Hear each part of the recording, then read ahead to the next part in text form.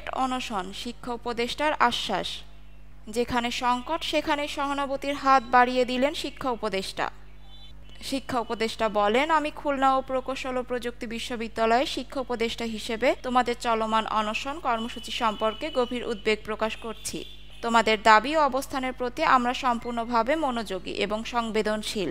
বিশ্ববিদ্যালয়ের প্রশাসন ইতিমধ্যে বিষয়টি গুরুত্ব সহকারে পর্যালোচনা করেছে এবং দ্রুত সমাধানের জন্য কাজ করে যাচ্ছে। বুধবার 23 এপ্রিল সকাল 10:15টার দিকে ক্যাম্পাসে পৌঁছান উপদেষ্টা। এরপর তিনি শিক্ষার্থীদের সঙ্গে কথা বলেন।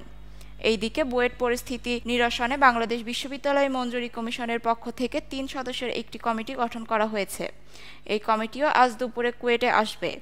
কমিটিতে রয়েছেন ইউজিসি সদস্য অধ্যাপক তানজিম উদ্দিন খান, শিক্ষা মন্ত্রণালয়ের যুগ্ম সচিব এবং ইউজিসি সদস্য অধ্যাপক মোহাম্মদ সাইদুর রহমান।